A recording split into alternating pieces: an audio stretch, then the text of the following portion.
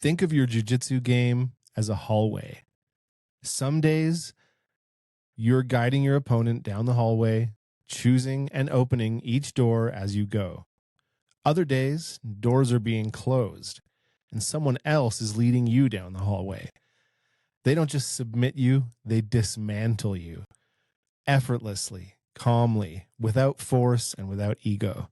And that's when you realize there are levels to this. Today's episode is all about that realization and what some of the different levels of jiu-jitsu are. And we're not talking about belts. That's a topic for another episode. We'll talk about the mindset and experience that defines some of those levels. So let's get into it. Welcome to the Black and Blue podcast. My name is Travis. This is the Canadian tree stump Emmett, and this is episode 14. There's levels to this. Mm-hmm. When we were discussing this one, I got really excited about it. Right before this, we did have a comment. Last episode, we didn't mention Avon. I know. Just bringing that up right off the bat. Yeah. Just so that we don't get that comment again. Avon's got a super fight coming up. Nice. Another one. Nice. So yeah, she's killing it. But yeah. And I mentioned to you the other day, so we recorded that. That was another late night recording session. And I woke up in the morning and I was like, the first thought that entered my mind was, oh my God, we didn't mention Avon. So people noticed. Yeah, we got Avon. If you are listening to this, we got called out for that. So yeah. So we'll get that out of the way. Super fight. I think it's July 5th. So yeah, tune into that one. Awesome. and yeah, I rolled with Avon. I think it was on Saturday, and man, she's so much better than me. It's embarrassing. Oh yeah. Humiliating. Yeah. Easy. There really are levels to this, and she's at a different one than me. So, So with regard to the levels, I did a little bit of like looking around about where did I first hear that phrase? Like, where do you commonly hear that phrase?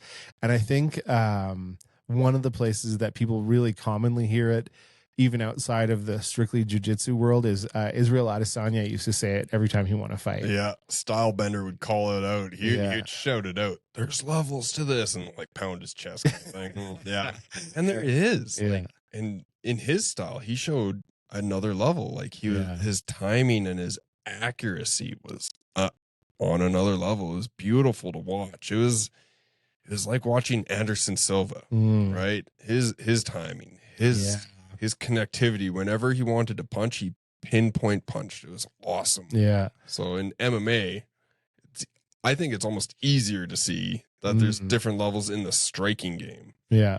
Like you see it. It's a physical thing that you can see. Whereas in jiu-jitsu, if you're the one having it done to you, it's like it's a little bit harder. If you don't know what's happening, it's very hard to feel the different levels. Yeah.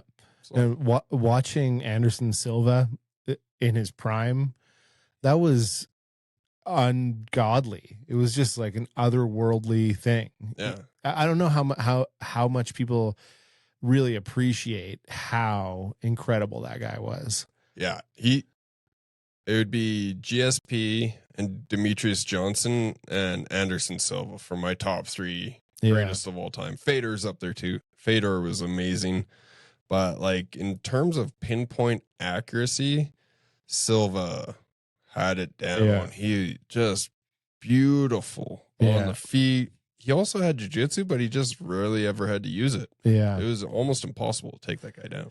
And we'll talk about this a little bit later in the podcast, but I think a lot of what separated, for me anyways, for someone like Anderson Silva is the actual physical beauty of the movement, like the flow, the actual flow of the movement, and how easy he makes it look.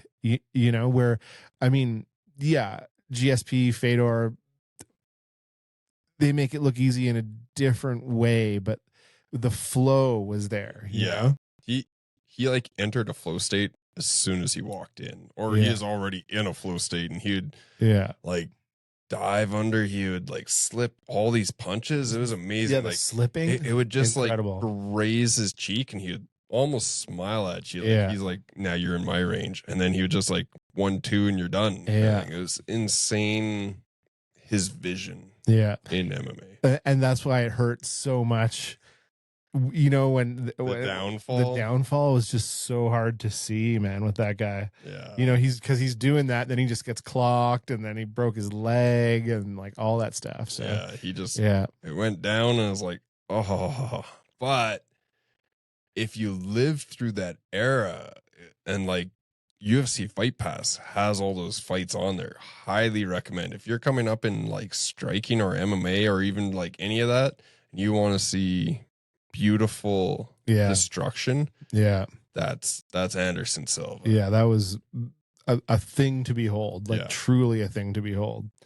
So what was the first time that you, like, in your own jiu-jitsu timeline, that you really had a eye-opening realization when you were like, oh man, there's levels to this? One of the things that like really opened my eyes, I went up to Complete Fitness up in St. Albert, and I was I think I was I was like a mid-level blue.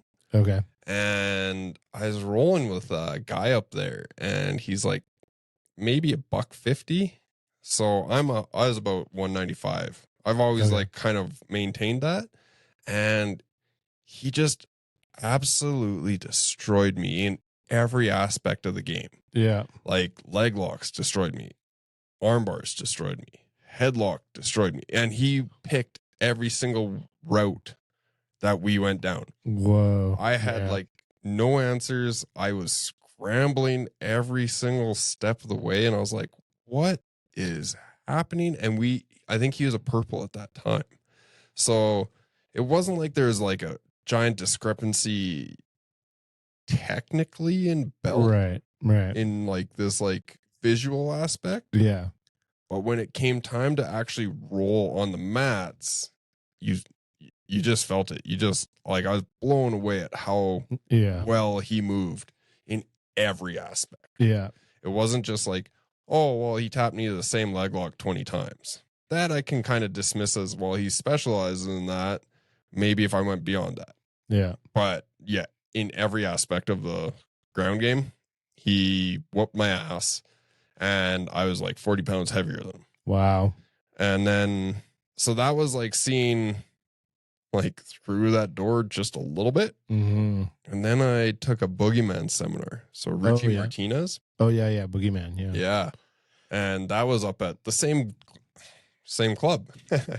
And I got to roll with him. And I just felt like I was a purple belt at the time. And I've competed every stage, like a lot of white belt, a lot of blue belt, a lot of purple. I've always competed.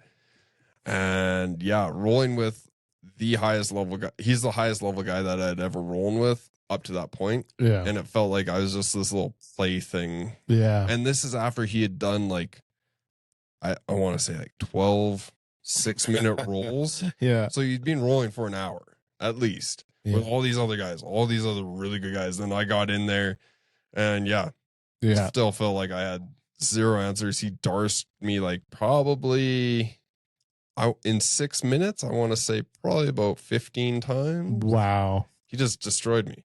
Incredible. And then at the end, he was like, oh yeah, you're pretty good. I was like, yeah, I don't think so. I feel like I'm going to go cry now. Like in the bathroom. Like I loved it. I loved how much that was. But man, I just felt outclassed. Yeah. Hard. Yeah. And that's when I was like, okay, like I got some work to do. Yeah. And it's like, I'd rolled with black belts to that point. Yeah. And I was like, I was below them. Yeah. And like, there's steps ahead of me, but he was a world-class comp level black belt. Mm-hmm. And then there's like levels to the black belt. Like you're just like, oh yeah, black belt, yeah, whatever. Yeah. World class is just out of this world. It's crazy how good he is. That's wild. Yeah. And then like Yeah, I've seen that guy get beaten by people, you know, and so it's like, and that's no slight whatsoever. It's just a connecting to the fact that no matter how good someone is, there's often in almost every case there's someone still yet better. Yeah. And he was like, another level. And then there's some people that are just slightly above that, and you're just like, how is that even possible? Yeah, it's crazy. Yeah. That's what I think. That's why I love it so much. Yeah, like the problem solving side of things, and then knowing like there's no end. Yeah, there's always something that you can get better at. There's always something that you can do. Yeah, it's awesome. But I think it really does. I think when you run into those moments or those people, I've only had a couple times like that, really, because most of my experience has been at this club. But I have done a couple of the seminars and stuff like that, and visiting people too. People who visit the studio, and you're like, oh, it's eye opening, and it gives you a glimpse into where else you can take it. You know, and that's like, I know we've mentioned it before, but like that's like the grappler syndicates, those mega seminars where you get a whole bunch of people. Yeah, like rolling with Oliver Taza. Yeah. So I was a black belt when I first rolled with him, and he's a black belt, but he's on another level. Like it's just another stage that he's on, and like he was playing, but you could like if you're experienced enough, you knew that he was just goofing. Yeah. Like he was like, oh yeah, let's roll. And then he's just kind of goofing with you. It's wild. Yeah, man. It's crazy. I love it. And there's no end to the ego destruction either, you know, like it's it comes from all sides too, you know, like you can roll with a white belt from somewhere else, maybe not a white belt, but like a blue belt or a, you know, similar rank from somewhere else or from some other club or some other whatever, that you're all of a sudden you're like, oh, I just got humbled by that guy, you know. There's Gino. He's a Champions Creed black belt. He runs Bow River Jiu Jitsu in Calgary. Okay. And so he's just this old dude that when I was getting my blue belt, he was one of the black belts in the lineup that like you had to like roll against. Oh yeah. That guy tuned me up, and I'm like, you're so old. You're like the oldest dude ever. And like, how old are you talking about? I think he was like 56 at that time. He's in his 60s now. Yeah. And he just kind of like, I was like, oh, I'm this comp level, like, I've submitted blue belts. What's this old guy gonna do? So I came in hot, and he's just like, pop, like just launched me onto my back, held me there, didn't let me move, squished me. I felt emasculated. I felt just destroyed. But at that time, I was like, oh, well, he's just a black belt. Like, oh, he's just this. But it wasn't like that. That level, like I didn't understand what he was doing. Yeah. And so that's a good segue. Or unless did you want to say something else about that? Good. Because I think what I was hoping to get into today, one of the things I was hoping to get into is what are those sort of like the invisible aspects of levels that people don't, you know, it's sure, you know, 400 moves, good for you. Or you know the pathways between moves, or you know, you're technically good, but you know, what are the pressure is a really good example of one of those invisible aspects of levels that it feels like magic. You know, you're like, what is happening right now? Gino has that. Like, he has that. He definitely has the pressure. You know, it's like, you're this old dude. You shouldn't have that much pressure. He has that much pressure. And like, he can just sit in like your closed guard, sit there and like manipulate you, open your guard and move around. The only thing, like once I started getting up there, like I was probably like mid purple, and then I was like really into leg locks. I was like, I'm gonna grab this old man's leg, I'm gonna get him this time. I thought I almost had it, Yeah. But then he like shucked me off and he's like, oh, that was pretty good. But now I'm going to squish you. And he squished the shit out of me again. Yeah. But yeah, so pressure is one of those things that it's hard to describe how to do. You can be like, okay, pinpoint here, Yeah. kind of do this. It's at this kind of angle. Yeah.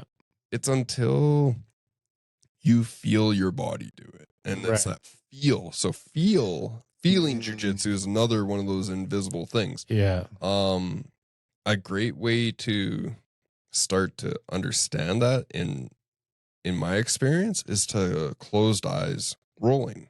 Yeah. So you close your eyes and then you're not like grabbing at things. You're just completely shutting off that sense. So now you have to feel your way through it. You have to feel your opponent's weight where they are. Yeah. You're never going to sweep someone unless you understand where their weight is. Yeah.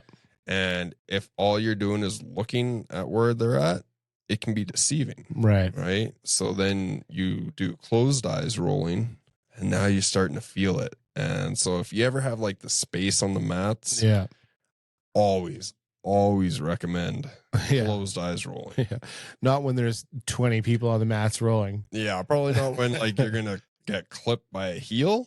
Yeah. But you can also like take turns with your partner. Be like, hey, I'm going to close my eyes. Just be aware you're the one watching out for us. Yeah, yeah. And then it's cool to see the dynamic between someone that has their eyes closed and someone that has their eyes open. Yeah. It was probably a year and a half, maybe a bit more. We were doing we did that a few classes and I actually really enjoyed that. We should do that some more.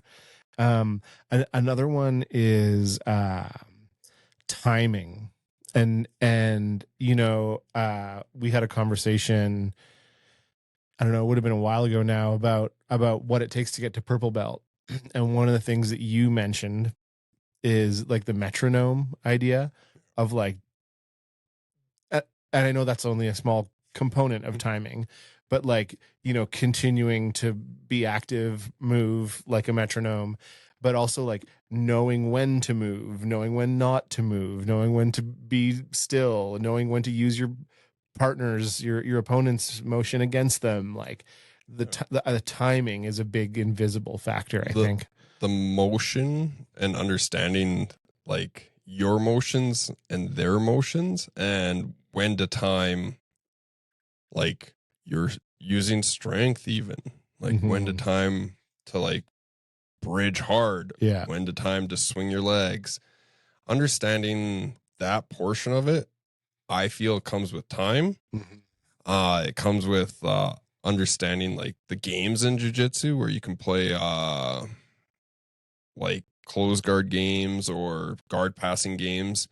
Then you can get that timing down. Oh, they're coming through, and rather than them just passing your guard and then you being like, oh, they passed my guard, and now it's my turn. Yeah, being like, they're gonna pass the guard, so I'm gonna proactively step into something. This is a kind of a I know the answer to this, but I'm gonna ask it anyway. Sasquatch, right? Like, can you be good at jiu-jitsu without being smart? Now, you can. Please, God. Yeah. Please say yes. Please say yes. You definitely can. There's ways to go about it. And it all depends on the jiu-jitsu that you want to play. Right. Right? Like Husimar, whatever his name is. I can't imagine that guy's smart. He doesn't seem very like he's not going to recite poetry to you. Right. Oh. But yeah, maybe. Who knows? But if you were to talk to him and be like, hey, how do you blow apart this leg in 50 different ways? He'd be like, oh, you do this.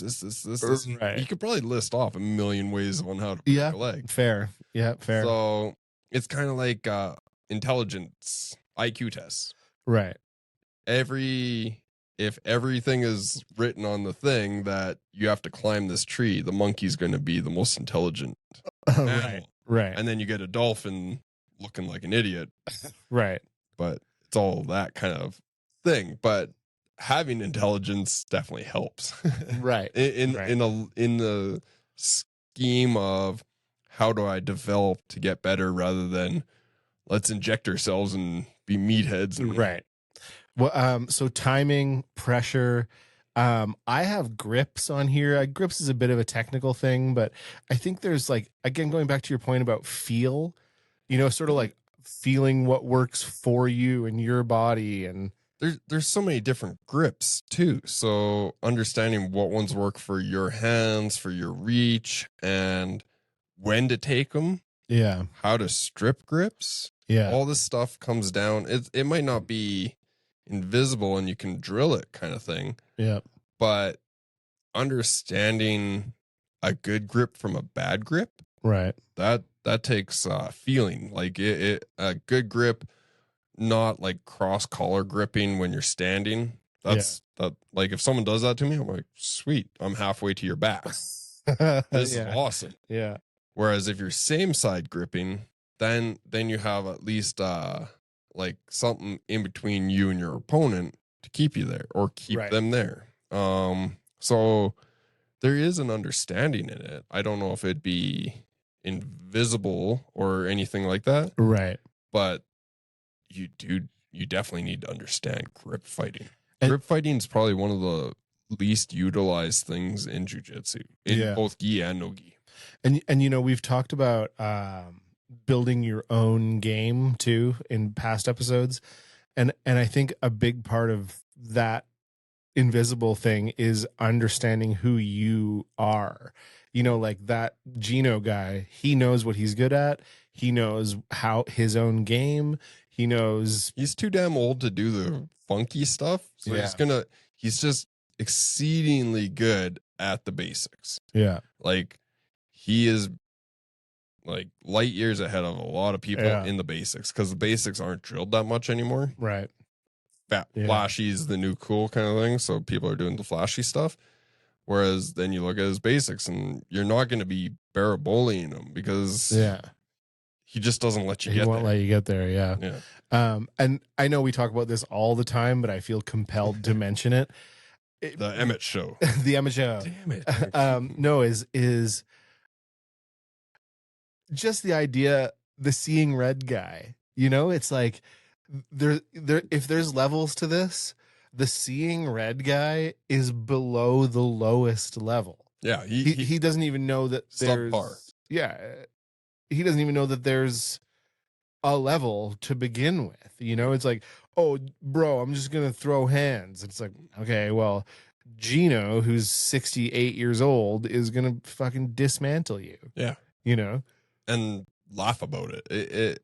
The seeing red bro dude is, oh man. And it's so funny because the more you look at like street fights and stuff, you're just like, and the more trained that you are, and the more that you see the street fights, you're just like, wow, you can see that punch a mile away. Even if all you do is jujitsu and you've never done striking, you can be like, okay, that guy is bringing his hand all the way down to his hip. Boy, I wonder what's going to happen. Yeah. And then you're just like, oh, I'm just going to bum rush him, shoot in, get close, choke his ass out or break his leg. Yeah. On that note, some little teenage girl was getting attacked and broke her attacker's leg. Yeah, his ankle, right? Yeah. And that's so awesome. So good. And that's a shout out I don't know who that is, but that's awesome. And that's a little like, get your kids into jiu-jitsu. Yeah. I'm going to do a little segue here. Honestly, so often jiu-jitsu is this like hobby for kids. Like all these parents are like, oh, they're going to be in hockey and swimming, in soccer, in these real sports, right? And like martial arts is this side hobby. Right. Get your kids into martial arts. Get your kids into jiu-jitsu. It's not just a hobby. It can be a lifelong sport that they're actually going to be getting real world benefits out of. Yeah. Just look at how many people that start hockey get into the NHL, get paid. Yeah. 0.0001 it's or something. Like just read the outliers and he lays it all out for you. But like get them into jiu-jitsu, and those skills that they're going to learn, they might not be world champion jiu-jitsu people, but they're going to have world-class problem-solving skills. Yeah. Get them into jiu-jitsu. It's not this side sport bullshit that people are like, yeah. It's a legit sport. Get them in. Yeah. By the way, I'm going to mention it on the podcast because I'll forget if I don't. It has nothing to do with the podcast. A couple of different parents have asked me about a kid's punch card. Because there's so much kids activities going on that they can't commit to, Tell them to just come talk to me. Okay. Yeah. I'm open to building the community, but if it's a parent that's like, oh, I just want to do it once or twice, right, that's going to turn their kid off of martial arts because they're never going to get better. Yeah. Specifically what they were saying is I can commit to a day a week, but I can't commit to 2 days. Because, there's just kids these days are in like swimming, soccer, I know what I'm saying. Yeah. They're treating it as a side hustle, a side sport, or a side hobby. They treat everything as although my daughter's in gymnastics and she does it like 9 hours a week. So that's not a side. That's a committed sport.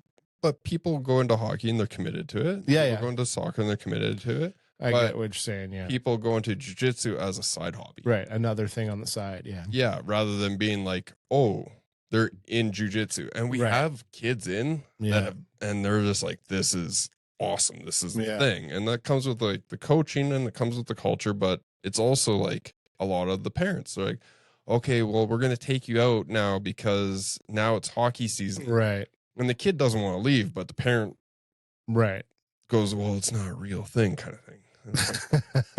Yeah. It is. And that little girl breaking that dude's ankle, hell yeah, good on her. Man, so awesome. So we have talked about it a little bit on the podcast, although I don't think we ever actually fully got it right. So I looked it up. Those 4 stages of competence, where it's unconscious competence. Oh, sorry. Unconscious. We're still not going to get it right. Unconscious incompetence, conscious incompetence, conscious competence, and then unconscious competence. So the seeing red bro guy is unconscious incompetent. He doesn't even know that the skill sets exist to properly defend yourself. Is that ignorant incompetence? I don't know. I mean, I would say that. Like, you think there's one even lower than unconscious incompetence? Oh, yeah. Because I see what you're saying, yeah. Unconscious incompetence would be you don't know anything and you just hope for the best. Right. Whereas ignorant incompetence is like, I can beat you. I've never thrown a punch in my life. Well, and so I think what you're bridging over into there is the other thing we've mentioned on the podcast before, which is the Dunning-Kruger effect. Oh, yeah. Where it's like the dumber you are about something, the more skilled you think you are at it. Yeah. Yeah. Oh, man. It's like those people online that like spout off about how smart they are. If you're actually smart, you don't have to say that you're smart. Well, same with honest. People who are like, I'm the most honest guy you're ever going to meet.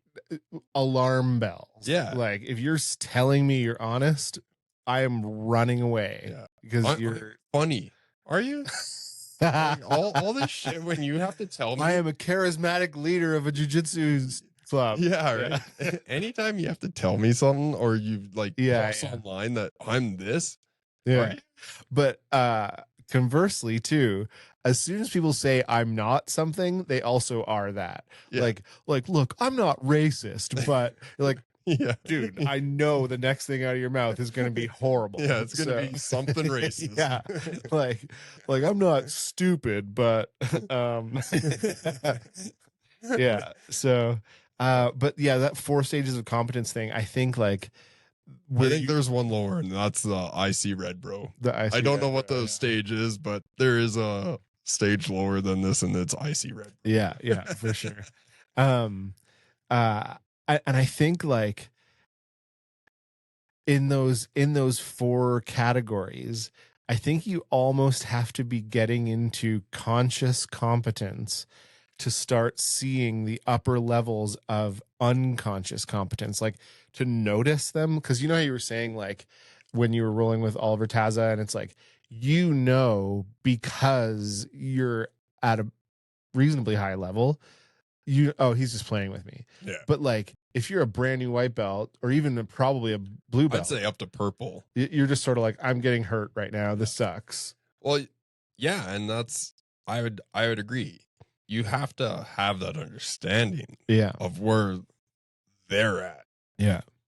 Where you're at and where they're at. Yeah. And it's like, holy shit. I think like, cause with Boogeyman, I knew that he was better than me. Mm-hmm. Now that I look back on it, I'm like, holy shit, was he so much better than me? Yeah. But in the time, I was like, just don't get darsed. I was in my head. Yeah. I was like, I'm not going to get darsed by the guy that darses everyone. And that was like my whole game plan. And then you just darse the shit out of me. And then after like the fifth one, I was just like, well, I'm just going to play. And I got darsed a whole bunch more. And I think he tried to go-go me. And then I did like a weird wipeout spazzy shit because I was like, no. Like, anything but that. But yeah, I think probably like mid to late purple is a good like little idea. I know that we weren't going to say by belts, but like that idea of like 5-6 years in the game. Yeah. Unless you're like training every day with pros and you have like that insight. But if you're just the average jiu-jitsu person, like that 5 to 6 years is probably when you can start to tell a little bit about the levels. Yeah. You know, I always bring in like surfing metaphors, but I remember being I forget where I was. It was somewhere in Indonesia, and I was kind of like in a spot where, first of all, it was like a remote island, like reasonably remote island, that you had to take like a propeller plane to get to, and then drive to some coast, and then like there's one tiny hotel there. And so paddling out, I'm like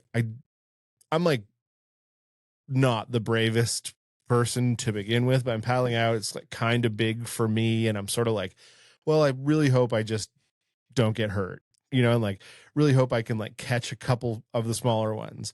And this Australian surf guide was there, like with his client or whatever, and he was like, you know, hey mate, how are you? Like, I'm whatever his name was. Kangaroo Jack. Yeah. Have you ever fought a kangaroo?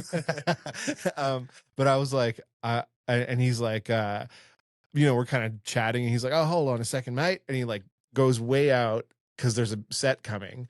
I see him catch this wave that's humongous. And he's just doing like the most effortlessly elegant turns, you know, like putting spray up, and then like just pops back, and he's like, yeah, anyways, mate. Like, and I'm just like, dude, how did you do that? Like, I didn't say that. I was like, hey man, you know, but like, when you just like roll up your jaw, you're like, oh yeah. And like when you come face to face with those people who have spent their whole life getting great at something and have the ability and have the know-how, it like, there's one side of it that's like really inspiring, and then there's another side of it that's kind of soul crushing, because you're like, I'm never gonna be that good. You know, it's such an interesting dynamic when you see people like that, or in our case, roll with people like that, or see a live roll right in front of you. And you're just like Mika Galvao. Yeah. I swear that guy's a witch or something. Like, he just he must turn off gravity. I don't know. I when I was watching him at ADCC, the dude would just like move, and then he was on the back. And like, we're watching it live. We don't have instant replay, but I'm watching it with my eyes, and I didn't understand. Yeah. And I've been in this game like 15 years. Like, I've been watching, and that's like pretty much all I do. Like, I just watch jiu-jitsu, wrestling, sumo, all these like just martial arts. And watching him move, I was just like, I don't get it. And I looked over at Carter, and he was just like, his eyes were just like, what is this? Because we were both watching him, and I don't know. Inexplicable. Yeah. And it was just insane, amazing, spectacular to watch. Yeah. This young kid, and he's like 20. Yeah. He's super young. And he turns off gravity. That's what we came up with. We're like, okay, he's got an anti-gravity device somewhere in his. The one thing I didn't enjoy was that entire team. It's a no-gi event, and they wore their black belts. I'm like, what? Oh, yeah. It was like really off-putting. Yeah. You see that, and you're like, ick. Like while rolling? Yeah, they wore them out to ADCC. It was super weird, and like, I think everybody when the first person from that team did it, everyone like looked at each other like, ugh. Like, but maybe that's a head game, a mind game. I don't know, because like everybody that was competing at that level is a black belt, right? Pretty much, yeah, right? Yeah. You're there. But yeah, it was super off-putting. I didn't like that, but watching him move, I was like, well, wear your belt, because I'm an idiot and I don't know what the hell's going on. That's wild. I want to skip ahead in our notes here a little bit, and we can come back to some of these other things, because I think, like, for me, the really interesting part about the whole levels thing is getting to the flow state where you're kind of, you've lost the necessity to consciously think. That's that unconscious competence. Like, you've lost the necessity to think through everything, and you're flowing through your whatever the activity is. I love it in jiu-jitsu. I find that in competing. I remember watching it's an old movie, well, older. I think it's called Driven. It's with like Sylvester Stallone when he's like an F1 driver. Yeah. And he starts humming. Yeah. And that's how he gets in, like, when he's humming, he's in the zone. Yeah. And it always comes back to, like, in my head, because I start just kind of like grooving out to, it's not even a real song. Right. It's just a song in my head that I'm grooving out to. Baby Shark, right? Yeah. Yeah, right. I think it's probably, I don't even know where it's from. Like, if I ever heard it out in the world, I'd be like, okay, who's in my brain right now? Like, but oh man, it's just a weird rhythm that I always like play around with in my head. And when I feel that, I feel the best on the mats. Oh, really? Yeah, I can just move, and like, feels good. And I try to hit that every single time. It doesn't always happen. Yeah. Sometimes I'm too in my head. I have too many other things going on. But yeah, I always strive for that. Yeah, to get into that flow state. Yeah. And I think, like, I think, not to harp on the seeing red, bro, but like, beginners, it's so hard. And I don't mean in just jiu-jitsu, I mean in anything, right? It's so hard as a human being, I think, to get to that level in anything where you can hit a flow state, that I'd wager that the percentage of people out there who have truly entered a flow state in something is like, it's minimal, like maybe 1%, Yeah, I'd go it's super low. A good and I'm dating myself with these movies, but have you ever seen the movie Hackers? Like that old 90s movie? Yeah. But it shows a flow state in that movie when he's hacking in and he's just zoned in, and everything's around him's just in fast it's just like typing away kind of thing. Yeah. And he's in that flow state. And I remember watching that as a kid, and I was like, huh. And it kind of made me think, like, when I play hockey, like, just kind of, I'm not exerting energy, but Yeah. That's the way I want to go, kind of thing. Yeah. And it was weird that I made a correlation that early on in like development. Usually it takes a long time, but I watched that movie and I was like, in my head, I was like, I should be a hacker. And then I was like, I hate all electronics, like everything other than Mario Kart. Like anything above that, I'm out. But then I took that and I was like, the way that he just kind of flowed in that is how I feel when I get put on my skates. Right. Put a stick in my hands and I can just go and I don't have to deal with any of the bullshit around me. I can just deal with what's right in front of me. Yeah. Yeah. And the thing is, I think, to get into that flow state, it's not just you. I mean, unless maybe you're that experienced and that talented and that amazing. I am that guy. You are that guy. I am. Thank you for at least noticing. I love it. I've been meaning to tell you for a while. Yeah. That third stripe's still going to be a ways away. You don't know Dragon Ball Z. No, I really, really think you're awesome, man. But like kind of all the circumstances have to kind of align, like you have the right, if we're talking about jujitsu, like the right opponent on the right day, you're in the right sort of mindset. You're not too tired. You're feeling strong. You're not injured. And what's not injured? Yeah. But so not talking to the right guy here. But I think like to really get into that flow state, a lot of things have to align. Yeah. Sometimes it's a song. Yeah. Sometimes it's just a song comes on and you're just like, huh. And you're like, I don't know, your body grooves to it. And like, yeah, I've found that I've rolled with a few people where they just kind of turn off their brain when they hear a good song that they like. And yeah. And you can feel it in them. You can feel like they're like finally relaxing and moving through the motions and moving the way that their body should. Yeah. Rather than thinking of how it should. Right.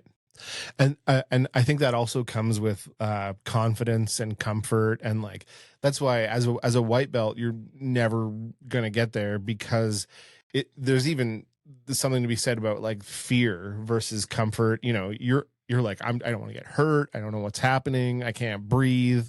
It's only once you get to that level of like comfort, confidence, where the word that kind of keeps popping up for me is like transcendence, where you can like transcend the noise.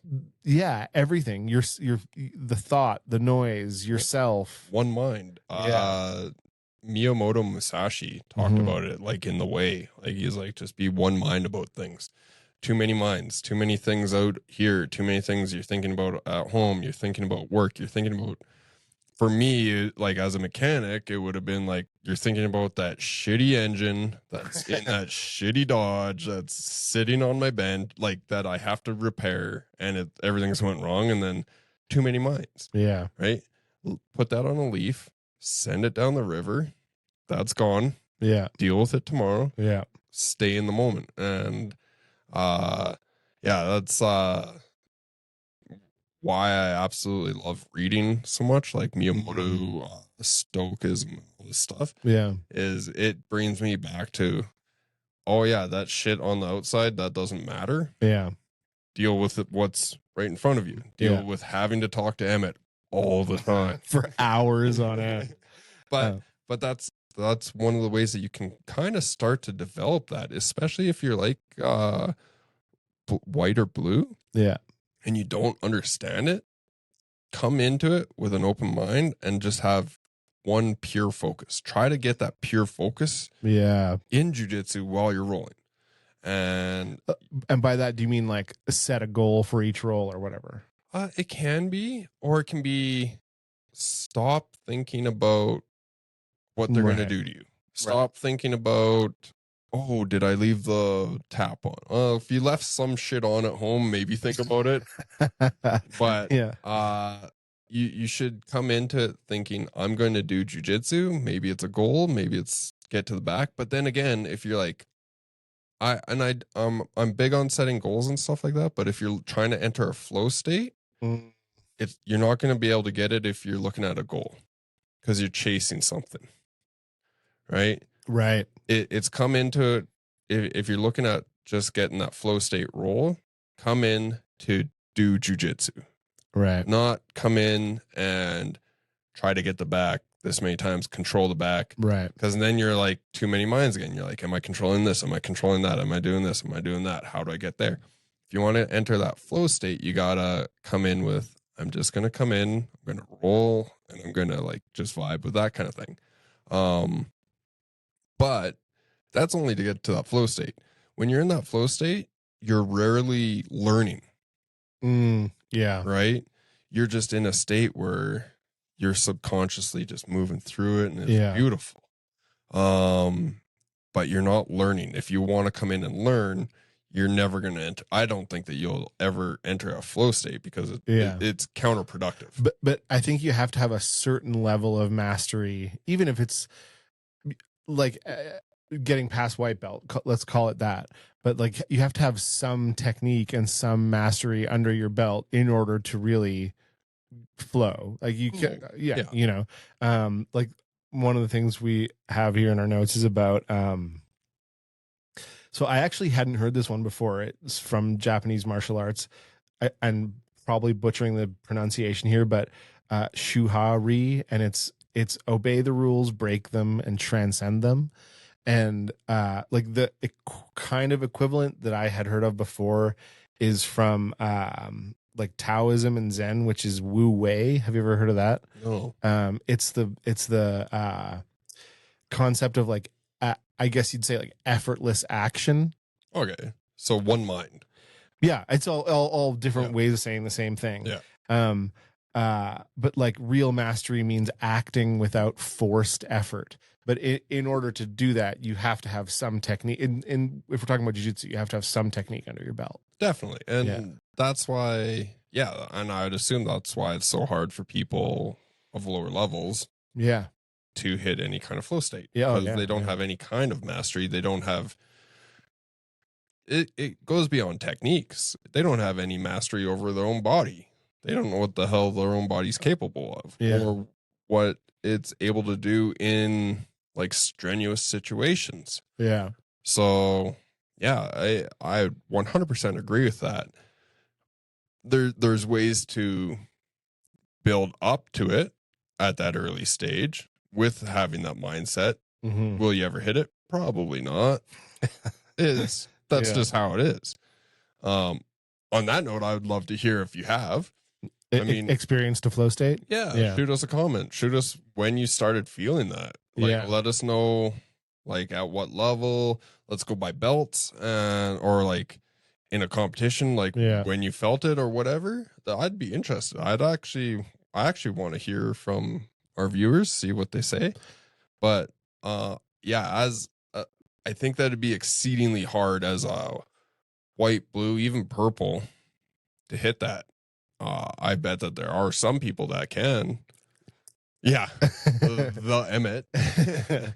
I mean, a lot of people say that they can see me in that flow state a lot of times. So it's just him breathing hard after a hard roll. He's in a flow state. Yeah.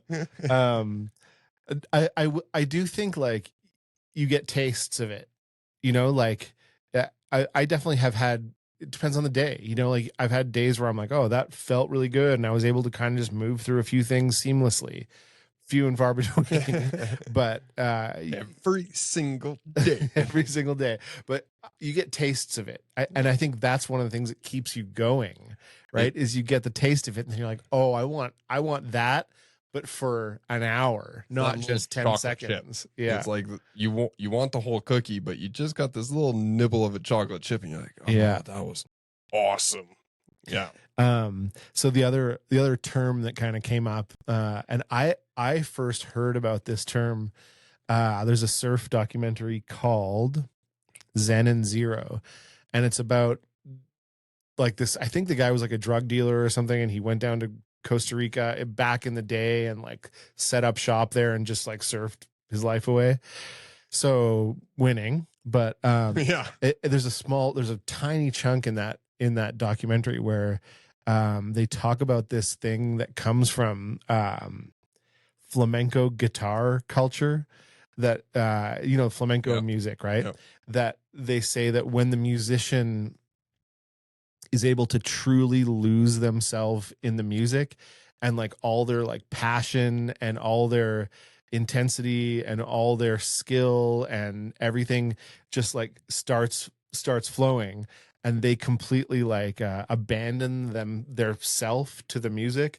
They call it duende, and it's like this enhanced, I guess you could call it like enhanced flow state that takes into takes into account like passion and intensity and all that kind of stuff. So yeah, I think that you probably see hints of that in like guitar solos or drum solos, kind of sure. You see a lot of drummers just like, losing themselves in it. Yeah.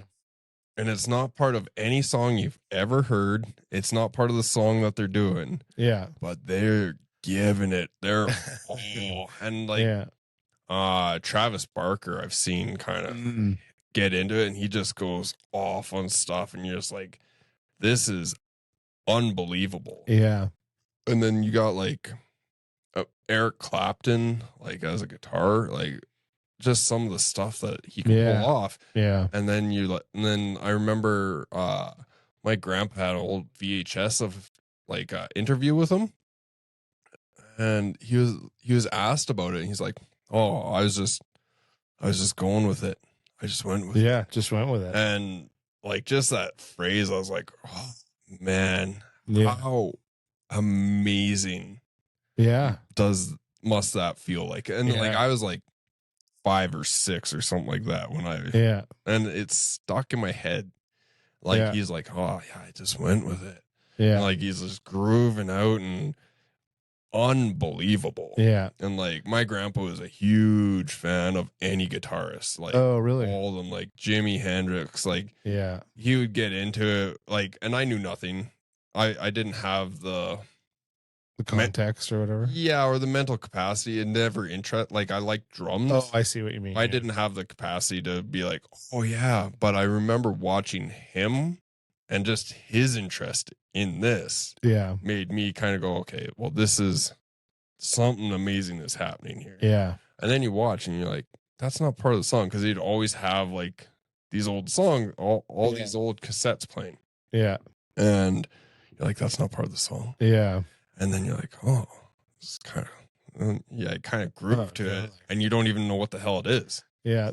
There's a Led Zeppelin, it's like a live album, like it's like a concert. I think they made a movie out of it. I think it's called The Song Remains the Same.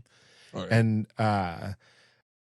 Jimmy Page, the Led Zeppelin guitarist, like there's a few sections in that where it's like, dude, what is happening right now? And it's just mind blowing. And you can listen to it 400 times and still be like, what? You know? Yeah. It's like Spinal Tap. Yeah, exactly like Spinal Tap.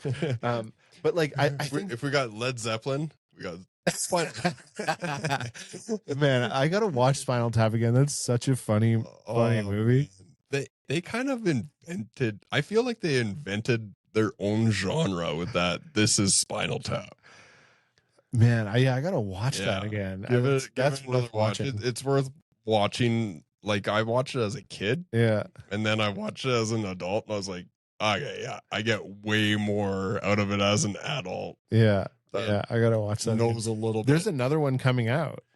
No, there's not. There's a Spinal Tap 2 coming out. No, there's not. There is, yeah. How is there a Spinal Tap 2? There is, yeah. All those guys are still around, so. But like the 19 bass guitarists. That was so funny. But like I think about that a lot. I mean, Spinal Tap? Yeah, Spinal Tap. No, Spinal Tap 2. Spinal Tap 2. Knew it. I think about how rewarding it must be to be that world class. Like, not even world class is not the right word. It's like how rewarding it must be to be just that, have that deep an understanding of something, you know? It's incredible. And like, I'm going to say it again, but Miyamoto Musashi talks about it in The Five Rings. I got something to say about that in a second, but please continue. But about like that unbelievable pinpoint accurate like understanding of certain things is the way. I love it. It's great. Let me come back to 5 rings in a second. I don't know if I've ever talked about this on the show, but there's this have I ever talked about the Japanese carpenter thing? That there's like a, I don't know if you'd call it what's the word for that? Like a story that people tell to, I forget what the word is for that. Anyways, I'll just dive into it. So the idea is that the old Japanese carpenter is building a big house or like a shared, some kind of structure, and the day comes when it's time to like raise the roof beam and like put in the last thing. And have I talked about this before? No, I was just thinking, raise the roof. Oh, no. And he's so skilled that he has actually already anticipated that a rival carpenter had intended to saw off like 2 inches of the roof beam, and he's already accounted for that in his calculations. He raises it, and it like is raised perfectly, and everything falls into place. So like he knows everything, including how other people are going to try to affect the outcome. Oh yeah, and like just being that supremely confident, calm under pressure. You're just being one with your art. You know? And that, like, you see that. Like you see that in black belts when they're rolling with newer people. They're just like, you get into like, let's say like cross mount. That was a heavy breath. Yeah. I'm just like, black belts rolling with new people. But like they get into like a cross mount and like they see that Kimura and they're just like looking at it. They're holding like their one arm, they're holding their other arm, hovering above it, and then they move and he's just like, clink, and grabs the arm. He knows exactly where that arm is. Yeah. It's like, you get to roll with so many people so much that you're just like, you know exactly what they're gonna do. Yeah. And that's why, like, when I'm rolling with like some people, I'm like, oh, they always slide the knee across, and like, right, this is exactly what they're doing. And then like they're like, oh, why are you covering up your nuts, kind of thing. It's like, because you always slide your knee across and it clips. And then I'm like, that hurts. I'm not going to allow that. I'm going to put my hand over it so that it doesn't get clipped, and then we're good to go. Yeah. You're predictable. Yeah. Yeah. And like, you just know how it is. But I love that. I love rolling with the people that you're just like, you know how to manipulate them.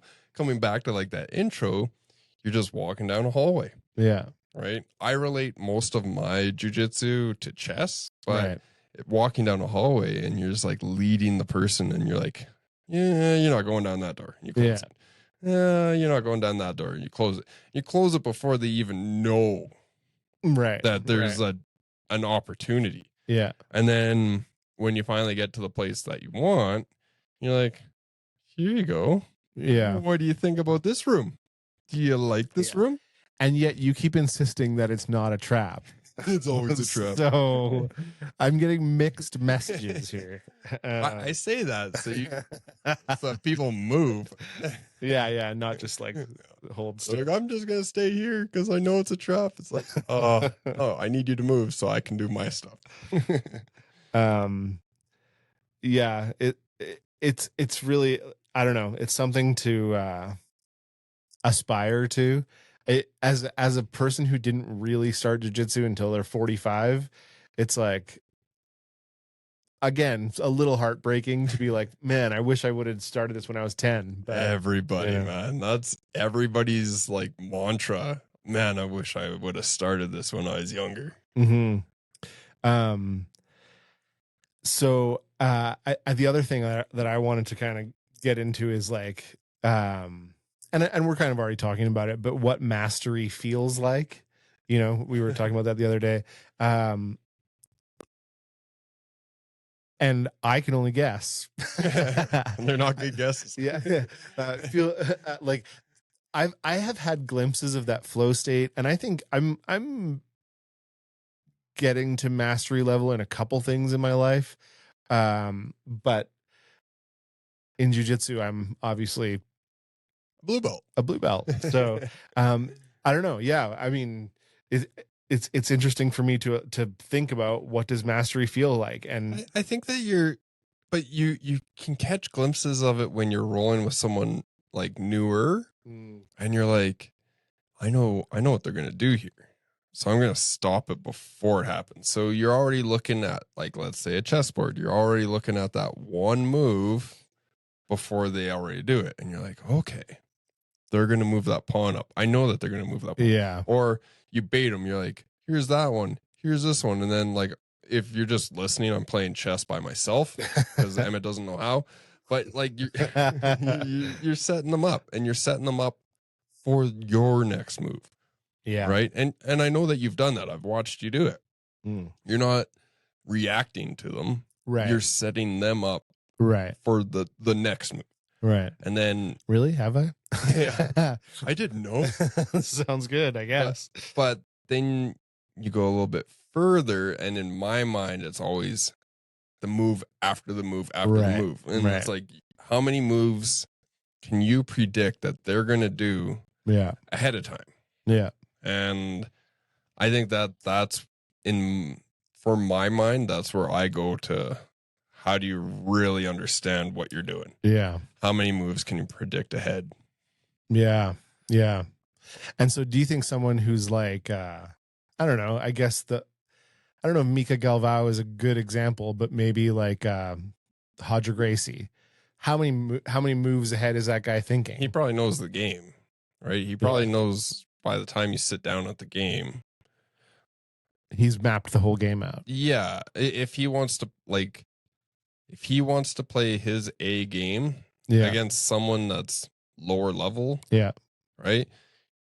He's playing your moves for you. Yeah. You're not even touching the pieces on the board. Right. That's like, I can see it, because he's just like, okay, well, I'm going to move here because your only move is going to be this. Yeah. And I'm going to do this because your only move is this. There's an episode of that show, that 30 Rock. Did you ever watch that show? No. And like, they're negotiating salary, and she's too inexperienced, and he just gets frustrated. He's like, forget it. I'll do both sides of the negotiation. And then she wins because he's doing both sides of the negotiation. He's like, damn it, you won. She's like, I did. But yeah, like that's, that's essentially what it is, right? And then when you go up against someone closer to your level, then you're kind of like, oh, you're half a move's ahead kind of thing. Right. Or half a move behind. Right. And it works both ways. That's what's so beautiful about it, is there's always levels to it, and the levels are, can you go further, or are you always behind? Are you always trailing? And there's always that Hail Mary. But it's a Hail Mary for a reason, right? It rarely ever happens. Rarely ever hits. Yeah. Sometimes you surprise them. Yeah. And for myself, the most surprising things come from the people that have never done jiu-jitsu, and they just because they don't play the game. I know they're not playing the game. Yeah. And elbows and shit come out of nowhere, and you're just like, oh yeah, that happens. Yeah. Sometimes you're so like in your own head and space that you forget what's back there, and then it's a real quick reality check. Yeah. Of going, oh yeah, I got to keep my hands up, because brand new people don't know what the hell to do with their hands. Yeah. And it's weird rolling with brand new people, man. It's so weird because like there's zero pressure. There's all the distance management is off, and there's no engagement sometimes. So like you'll be waiting for them to get, and then they're just like over here. Like, what are you doing over come back. What are you doing all the way over there? Yeah. Why are you running around me in a big circle? This does not make any sense. What's happening? It's like you're playing chess and they're playing checkers, you know? Dude, they're not even on a checkerboard. They're just like rolling up to the seat or something. It's weird. Weird. But I think that's the coolest thing is when like they just do weird shit because they're like, I don't know. And you're like, me neither, because I've never seen that in my entire life. What are you doing? Oh man. That stage that we were talking about, unconscious incompetence, when you first roll up to the gym, the jiu-jitsu gym, and you come in and like I want to like be more observant of people as they start and like what they're like when they may come in, because I know a couple things. I'm like, never, of course, not like disrespectful or like thinking I could really do anything amazing, but definitely didn't know how hard I was going to get humbled over and over again and continue to be. Yeah, Danny showed you. Carter, Danny definitely was like, yeah. But I mean, you must have seen that hundreds of times. People showing up and being like, probably at about 1,000 times by now. At least like we're in the valley. There's a crazy amount of turnover. Yeah. There's a crazy amount of people that are just traveling and are here for 6 months, maybe a year. And they're like, I've never tried it. Now's the time because I'm experiencing all this new stuff. Yeah. And I love it. Yeah. I love seeing my favorite thing is putting a brand new person in X guard. Okay. Because you just levitate them. Yeah. They feel like I've talked to them afterwards and they're like, some kind of weird black magic bullshit. And you're like, well, I just kind of lifted you with my legs. And they're like, well, I'm like 230 pounds. Yeah, that doesn't matter. And like, legs are stronger than arms. Yeah, and you're just and you're just holding them there and they can't do anything. Like, you just have a full X and their feet are off the ground and they can't move. Yeah. That's my absolute favorite thing to do with them. Or butterfly guard, and that's probably why we're so good at butterfly and X guard, because that's all I do to like brand new people, and that's all they start with. Yeah. But like to have that, like I would love to see jiu-jitsu through my very first eyes again. Yeah. I think that'd be surreal. And that is, I mean, I think that's an important part of progression too, is always trying to see it with new eyes and always being open to learning things, right? Definitely. I think that's what progresses people the fastest. But by the way, I think I blew it trying to get a new student in. Oh no. Because Rosie's gymnastics, one of the instructors over there. Did you hear me telling that to Danielle today? She comes up to me today and she's like, I heard you're a jiu-jitsu guy. And I'm like, yeah, I guess so. Sure. Who told you that? And she's like, oh, well, Rosie. I'm like, oh yeah, obviously. And then she's like, so is it a good workout? And I'm like, well, everything hurts all the time. So, and she was like, oh, like instantly her dreams of trying jiu-jitsu were crushed. I'm like, I should have been like, oh, it's really good for your core and it's very pleasant. Your legs will get a workout. Yeah. Your joints will get a workout. You'll feel really stretched after. Yeah. This guy, I tell you. Is it a good workout? I'm like, I don't know. I'm in pain all the time. So yeah. Third stripe just keeps getting further and further. Damn it. I think she's going to come here though. Can you imagine he rolls in with like a wad of cash. It's like, what got you here? Oh, what does the note say? I really want to be here.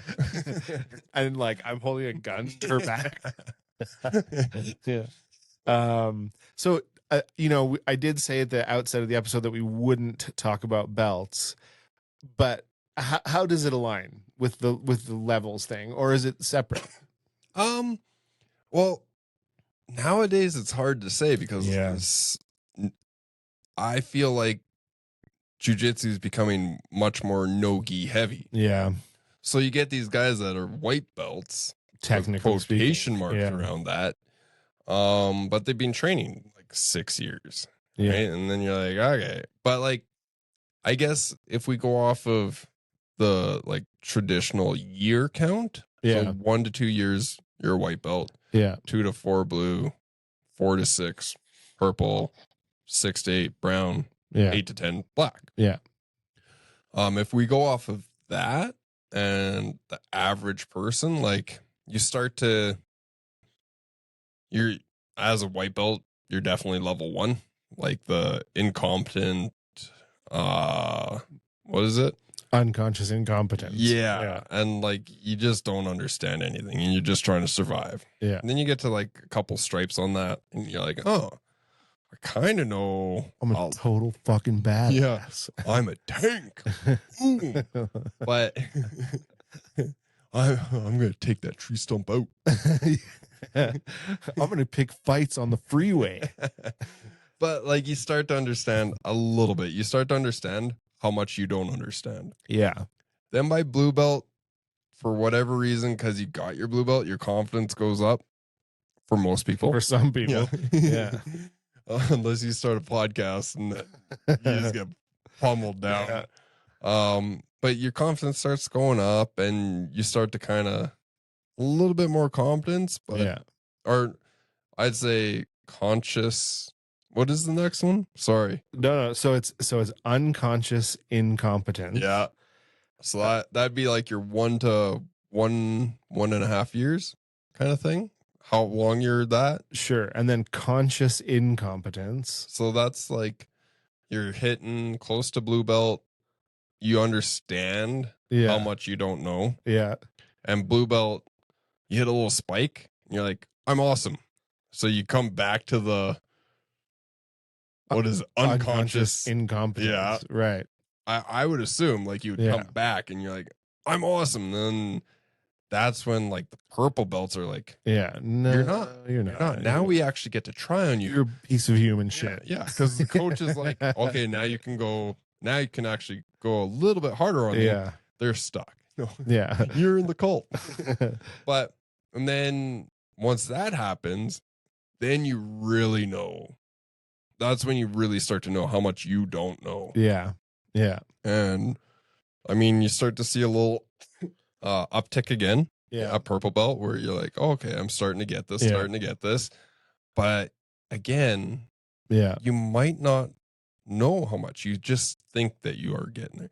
Yeah. But a competent purple belt, that's when you start to go, okay, I'm starting to understand the levels. I understand what they know that I don't know. Yeah. But I understand that I don't know that. Yeah.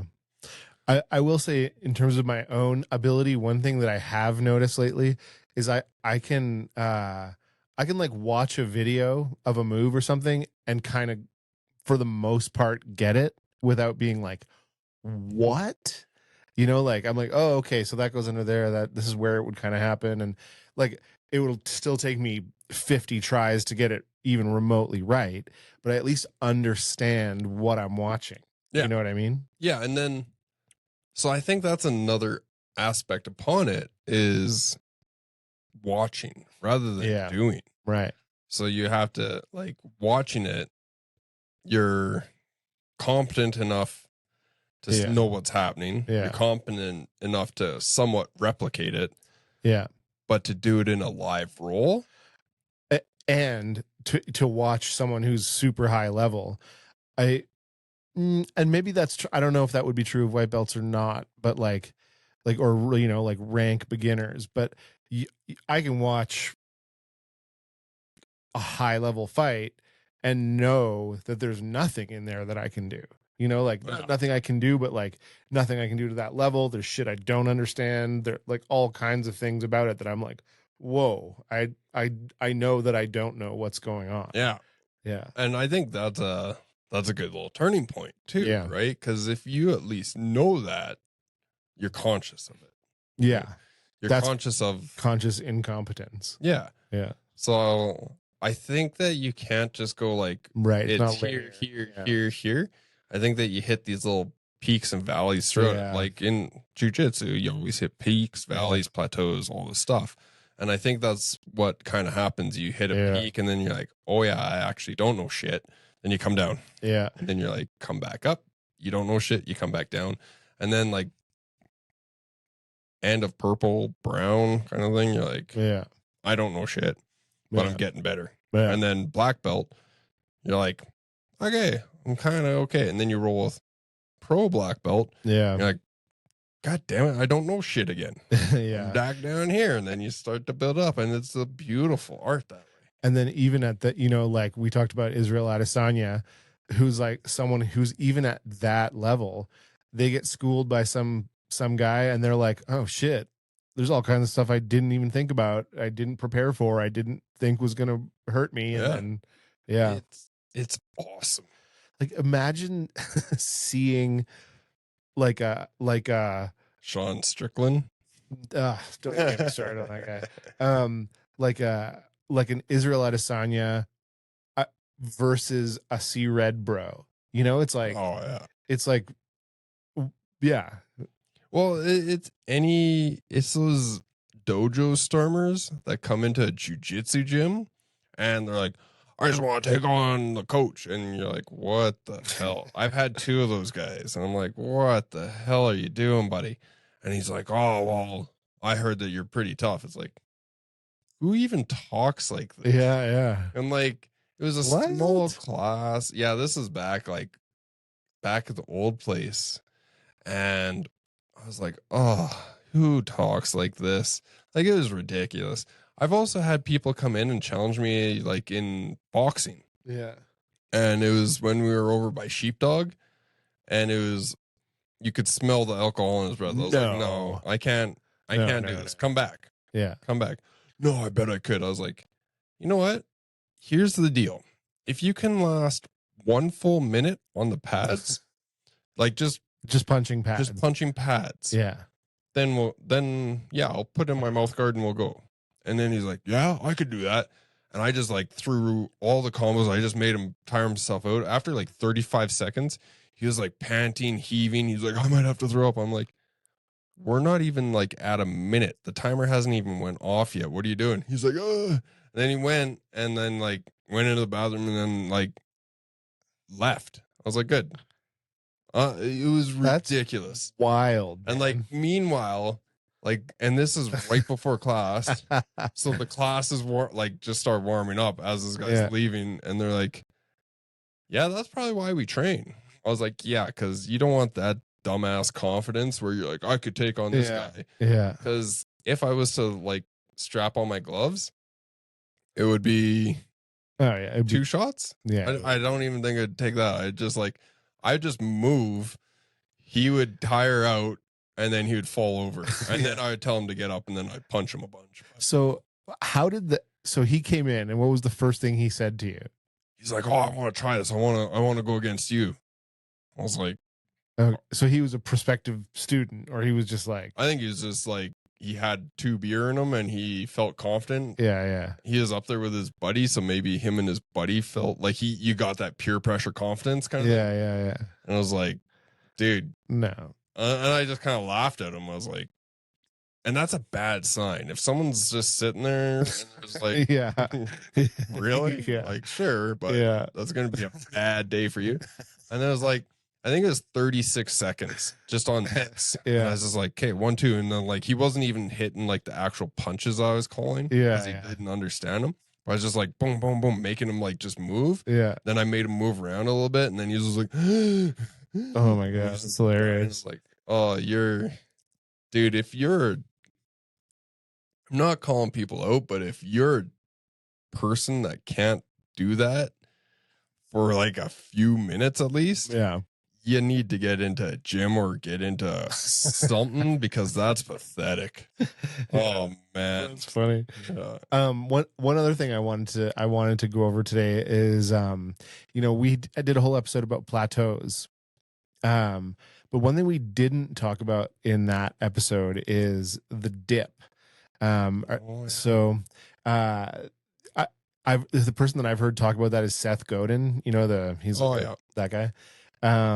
He's that guy. And he talks about the dip, right? Which is like a discouraging valley between initial success and mastery, where you have this huge dip. Like, and I'm guessing maybe you'd equate that in jiu-jitsu to like blue belt blues kind of thing. Yeah. But I think purple belt hits it hard too. Yeah. Because a lot of people at purple belt stick at purple belt for a long time. And like what I've heard said about it is that most people quit right when they're about to hit the next level. Yeah. But is that I think what you've that's seen? the same about life. Yeah. It's that thing where like you see the cartoon where the guy's digging for diamonds and he's like one pickaxe away. And he's like, "Oh, I'm done. I just dug this giant hole," and this other guy's like gung ho and he's ready to go. That's dedication, right? And it's one of those things, and I've seen it where people quit right before, like you see them rolling and they're starting to hit stuff, but they don't see it. Yeah. And like you try and encourage them, but by that point, I feel like their mind's already made up. Yeah. And if you're even close to that, go talk to your coach. Don't let it sit there and dwell. Don't let it sit there and be like, okay, well, I'm going to give it one more month.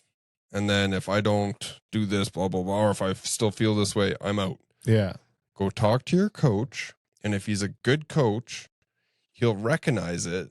And he can be like, okay, well, that's a dumbass thing to say after 1 month. I'm going to quit. Let's build up a game plan. Let's build up your goals to get beyond this. Yeah. Go talk to your coach. A good coach will help you through it. But I think, so many people quit right before you see that. And it's a thing of beauty when you start to see it, because it's not just this, like, usually it's not like this slow rise. It's like, bing, and they start going and like, like Levi hit that. Like, just was like open guard passing and stuff like that. That's awesome. And you saw it in him. He was kind of at a plateau. You see him start dipping, and then like he was dipped off a little bit, and then he kept going at this like plateau, like a lower plateau. And then I talked with him. I was like, hey, just try this. Just try to like work in this area. Yeah. And he started doing it. And he started hitting successful stuff. He's like, whoa. And he just like blew up. And you just saw it skyrocket because he stuck with it. And like, it's that motivation versus dedication, right? Right. You can be motivated all you want. Yeah. But once that motivation runs out, you're done. Yeah. You need to be dedicated. That's what Jocko Willing talks about that a lot. About discipline. Yeah, on like the what is it, Jocko podcast? Yeah, but he has a bunch of books too. Yeah, I've listened to a lot of like the leadership ones. Discipline equals freedom. Like, that's the one. Discipline equals freedom, where he talks about how motivation is bullshit because it comes and goes. Yeah. But if you're disciplined, then you stick to it. Eventually, you'll get to where you want to be. Yeah, and it is so true in jiu-jitsu and life and everything. Honestly, if you're running off of just motivation, you're going to hit the end of it, and then you're going to be done with it. You need to be dedicated. You need to, like, if it's something you want, it can't be motivation. Yeah. It has to be dedication. So, someone told me once, I was going through like and I still have never talked about this on the podcast, and I won't today, but like my insane neighbor, like, and I was just trying to figure out some ways of like, just basically how to handle life at that point. Cause I was so rear naked choking. Rear naked, man. I would have paid $5,000 to do that. But, so a person that I was talking to said, you have to make certain things in your life non-negotiable. Whether that's like every morning I go for a run, or once every 2 days I meditate, or you have to make certain things in your life non-negotiable. I make coming to jiu-jitsu minimum 2 times a week non-negotiable. My family knows it. I know it. It's not negotiable. I'm here. You know what I mean? Yeah. And I think like that's my form of being disciplined. Yeah. And I think I said dedication, but discipline. Yeah. Discipline. Yeah. Similar. Yeah. Very similar, but discipline in that. And it's kind of like I do my push-ups, I do my sit-ups, and then I do squats every day. And I don't know if I feel it in my body. I feel better. It's probably not the best way to get into like super shape. Yeah. But that's not what I'm doing it for. I'm doing it for a form of discipline, a form of dedication to myself. Yeah. Where I was like, I don't want to become that weak guy. Yeah. Like my body's pretty banged up from hockey, from jiu-jitsu, from fighting, like everything. But I'm not going to be that weak guy that's like hunched over and like when I'm really old kind of thing. Oh man, what a nightmare. But I feel like it's so much of a mental side of it, because there was an experiment where they took all these like elderly people, like let's say 70, 75 plus. Yeah. And they're like kind of hunched over and stuff like that. And they put them in this little like community. They played old music from when they were in their 20s. They made everything look like from when these older people were in their 20s. Are you talking about like people dealing with like Alzheimer's or something? There's another experiment for that, but this was just people like kind of hunched over and looking old. Yeah. And then after the experiment, you see them gradually like they start to get better posture. They start to move without like this walker. They start to talk to people with better like linguistic skills kind of thing. Yeah. And that's a bad one to trip up on, but yeah, I know. Oh, brutal. But they sit there and they start to reform their lives. Right. And that's when a lot of people started going, oh, it's not because their body's broken. It's because their spirit's broken. Their mind is broken. This is what they think old people should do. Yeah. I used to have a crazy limp because my knee hurt all the time. And I would limp all the time. Really? And yeah. Like not since I've known you. Oh, yeah. Really? Yep. Oh. One of the youth students actually like commented on it. Yeah. And it made me go, holy shit, I do. Like it was unconscious. And then like, yeah, I want to be badass. So I have like a limp like coach. I was like, pardon me? And then I was like, huh? Yeah, I know, right? Yeah, I just said old I always say old shit, but yeah. I sat there, I was like, okay, done with that. And then it took probably a good solid month of just in my brain, every time I walked, don't limp. Oh, don't really? Limp. Yeah. And I feel like I don't, like, unless I'm injured. Yeah, sure. But for now, the majority of my life, I don't have to consciously think don't limp. I just don't limp anymore. Yeah. Because I was like, I think I just got into this pattern of, okay, I'm injured and I started limping, and then it just continued. Yeah. And then I was like, nope, done with that bullshit. Yeah. And I just started thinking, I just mentally tried to overcome this, because for myself, I didn't want to be that in front of a kid. Like, it's hard enough always being injured from competing and not letting it heal. But to be injured and limping and they think it's cool, it's like, no. Yeah. It's not cool. That's like a big reason why I stopped drinking like 4 or 5 years ago.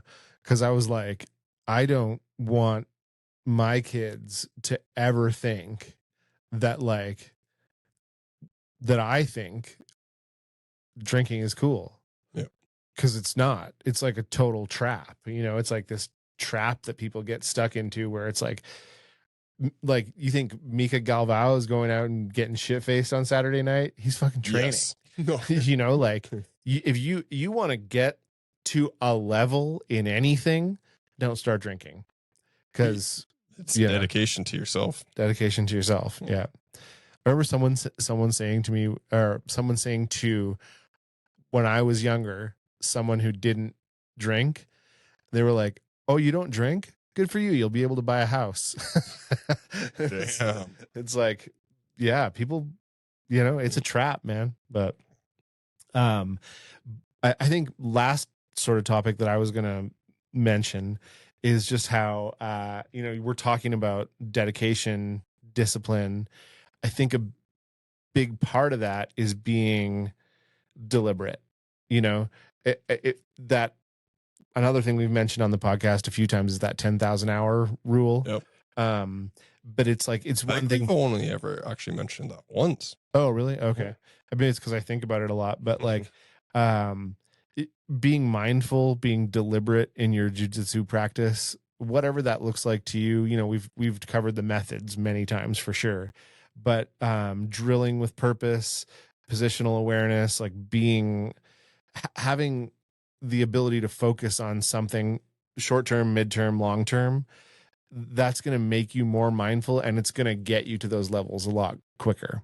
Yeah. Or with a lot more ease. Maybe not quicker, but if you're dedicated, Yeah. it'll be easier Yeah.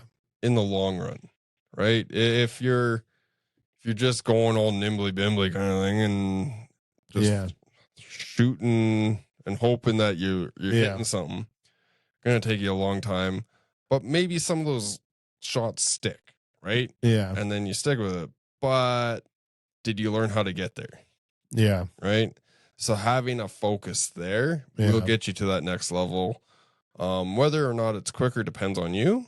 Yeah. But you'll have a better understanding of how you got to that next level and what the next level beyond that is, or what the levels are of the people around you are at. And I think that's the duality of it, right? You know it, the more that you know about your level, the more that you don't know about like what's beyond that, but the more that you know what's behind you, kind of thing. Like, you know significantly more about what it takes to get there. Yeah. It is like, I mean, we both know where I'm at in my journey. Well, you probably know more than I do, but I do. Pawn. Smash. Yeah. I do. I'm definitely at a spot now where I look at brand new white belts, and there's a distance from me to them, you know, and I'm like, wow, I was there 2.5 years ago, and it's interesting to see, you know. So one of the things that we had in here, and I thought that was funny. Are you a Marvel movie guy? Yeah. How getting to that like super high level, I think it's Thanos says something like, I am inevitable. Yeah. And it's like when the outcome feels like inevitability in every match, you know, like, that's sort of like what it's the best level ever. I love it. Yeah. Like, whenever I'm rolling with anyone, and like, I love the idea when people are like, oh, actually try. I think like when they're like, oh yeah, let's go. Yeah. Or they say, oh, I actually want to see what you do when you actually try. I was like, no, you don't. Yeah. And then they're like, no, let's go. I was like, okay. It's not gonna be fun. Yeah. And you're probably gonna tap a whole bunch, and it might make you feel like shit. And like, Max is one of my favorite guys with that, because he's just a mouthpiece, but I really like it because he doesn't truly mean what he says. He just likes to like goat people on, and then he always says, I'm like, you're not gonna like it. Yeah. But I'm gonna do this, and this to you. Yeah. And I give him like I give him the submissions I'm gonna do. And he's like, no. I'm like, oh, don't worry. I'll get all three. Yeah. You have zero and it's in 6 minutes. You can try and even run. Yeah. I will corner you. Yeah. And I will I'm applying this submission to you. Yeah. And this is like, I am inevitable. I'm curious to see next time I roll with Max if he's going to take the advice that I gave him about if when you're applying pressure to him to not go and probably not. I'm like, dude, just makes me want to do it more. It's just like, I know how much it sucks if you do that. Like, try and just sort of breathe through it. You gotta do what Thai people do, and like in Muay Thai, they call it stone face. Okay. So they get hit, and they're just, and like in Muay Thai over there, if you get hit and you show like pain, you get, the other guy gets extra points, right? Oh, right. So you're supposed to get hit and be like, just like walk through like Terminator, right? Yeah. He needs a little bit more of that, because anytime I roll him and he makes a noise, I'm like, I'm gonna make you make that noise just a little bit louder because it's funny. Oh, it's funny. Yeah. Yeah. Oh man. He's doing good though. He's trying, and he's doing good. He's picks up a lot of pretty stuff. athletic too. Yeah. He picks it up pretty quick. It's just, he lets his mouth get ahead of him sometimes. I'm like, sometimes you need to be put in your place, Max. And as I have mentioned on the podcast before, I did that with Danny once. Oh, yeah. And then I was like, I don't think I need to be the loudmouth guy anymore. Yep. I'm just going to not be that guy. Not worth it. Because Danny was that guy. Yeah. Danny was a little bit cocky with me one time, and he is one of the guys that he's good. And then he got a little cocky. He's like, well, let's go full pace. I was like, full pace. Full? He's like, oh yeah, because he had caught me like in something like the roll before, and like because I was playing. Yeah. And then I was like, yeah. You're not gonna like this. And I went hard and like knee on belly. I went knee on sternum. I went knee on neck. I just went wherever I wanted. And then after the roll, he just like laid on the mats. He just laid there staring at the ceiling. And he's like, what the hell just happened? I was like, I don't know what's awesome. There's levels. Yeah, there's levels to this, buddy. Well, maybe that's a good way to cap off the episode. Yeah. Thanks for listening. Anything you want to say, final words on today's episode 14? If you have any, if you want any feedback on yours, we're more than open to answering questions. We're more than open to even any episodes that you have an idea. That man, I would really love if they covered this. Shoot us a comment, however you can get all of us, Instagram, on Spotify, on YouTube, wherever. But shoot us a message. I would go so far as to say, you know what? Speaking of levels to things, we're trying to continually level up our podcast game. We're constantly trying to pick apart what we're doing wrong, what we're doing right. So I would say feel free to say hey man, this really bugs me. You guys have covered this too many times, or why aren't you talking about this? Feel free to give us honest feedback. Only with Emmett. My ego can't take it. I'm a black belt. I damn well deserve respect. Right? Yeah. And when people do answer your questions, it's going to be Travis. I will answer your questions, but maybe you just got to pay extra to have Travis answer your questions. Yeah, you totally. Send money. If you want a good answer, I will cost you money. Yeah. If you want an Emmett answer, it's free. Free. Totally free. Yeah. There's levels. But yeah, thanks for listening. And other than that, if we don't catch you now, catch you on the flip side.